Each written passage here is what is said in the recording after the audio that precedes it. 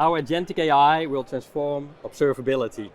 I'm here with Patrick Lin, you're the Senior Vice President and General Manager at Splunk. We're here at .conf 25, and one of the key themes is Agentic AI. Can you explain how Agentic AI is going to transform observability? For sure. So Agentic AI really is about being able to have an extra set of hands and extra set of brains, really, to help you throughout all the different things you would do to drive the outcomes for digital resilience, right? And so when you think about in the observability context, a lot of the focus is on the core active troubleshooting.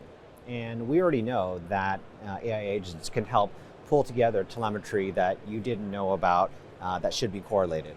They can help reason through that. They can show you the evidence of what they've brought so that you understand that their conclusions are correct, right? But beyond that, we believe AI agents should also be helping you out through the full life cycle of what you do to get to those outcomes. So can you have the agents help you with better problem detection, get you in a better monitoring posture? Can they help you with getting the right data in? Can they help you with remediation, right? So all those different things that are part of that overall life cycle and workflow. That's why Agentic AI is so transformative.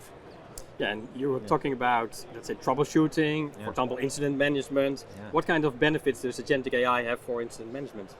Well, the key really is that it dramatically speeds up what you can do, because now you don't really need to go and search for the data and know exactly what it is you're searching for or how to search for it.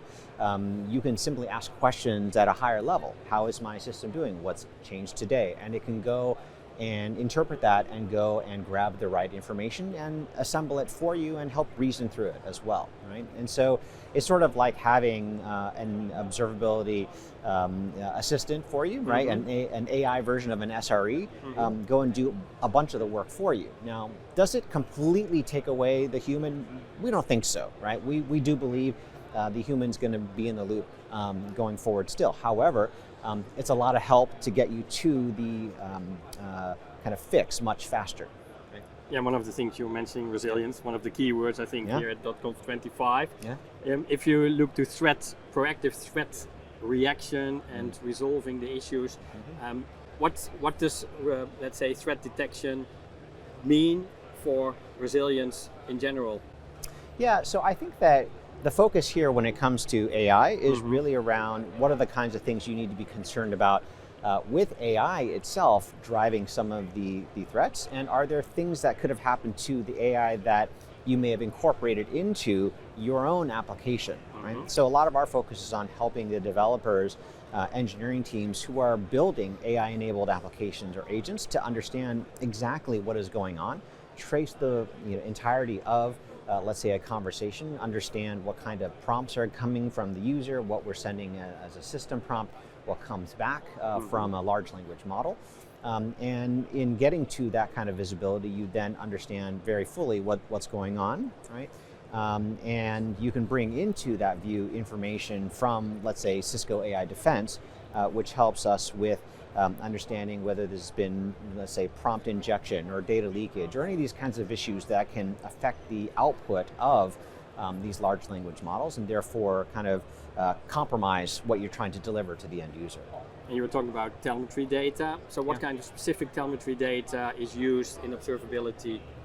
Yeah, so I think the traditional observability golden signals, if you will, right? They're really about kind of application performance, infrastructure utilization. So things like error rates, saturation, latency, right? Fairly common things across almost any kind of system that you can think of. In the case of AI, because you now have something which is not deterministic, right? You ask ChatGPT a question once, it gives you an answer. You ask it the same question, maybe you get a different answer, right? And so that kind of behavior is something that you need to be able to control for when you think about incorporating that into your own applications, right? And so how do you make sure you've got higher quality in the responses? How do you make sure that the cost of using those language models is within the bounds of what you want, right? And how, of course, do you understand the safety of it? Is there hallucination? Is there harmful content, right? Is there bias? And those are all things that are not traditional, not traditionally measured, and are sort of additive on top of what you already got. Yeah, you get better context, so better results as well. And talking about better results, combining Cisco and combining Splunk is really strong. Yeah. So what does it mean for the end client, for your clients? How do they see the difference? Well, so the most obvious piece of this is we now have amazing visibility into the network. So we already had great visibility across any kind of application, infrastructure. Now if you add in the networks, you pretty much have the entire thing covered, and nobody else has that kind of visibility. And so we've done integrations with other teams within Cisco, let's say Thousand Eyes, to give visibility into owned and unknown networks, so that, just to give you an example, when something happens, oftentimes you got teams going, okay, is it your fault? Is it my fault? Whose fault is it? Within Cisco, of course, the answer is you always blame the network first. Yeah. And so now you know, okay, is it actually the network or is it the application that is using the network, right? Without having to second guess or wait for people to establish their incidents, innocence separately. Now, there are obviously a variety of other kind of integrations we've done. We showcased the AI Fabric integration with the Splunk platform. Obviously the Cisco Data Fabric as a concept, that is something that is inclusive of both Splunk and Cisco components. We've taken one of our excellent products around IT service intelligence and integrated it with a variety of Cisco network controllers, so that when you have a problem, you can instantly kind of isolate the problem to a particular domain, right? So the list kind of goes on and on. I think we showed like this rolling set of things on a screen that just kept on scrolling and scrolling and scrolling. Right? And next year it will be much longer. Yes. Better. Thanks for the great insights, and I think Agentic will make everybody sleep better, even better. That is the goal. That's the goal. All Thanks right. a lot. All right.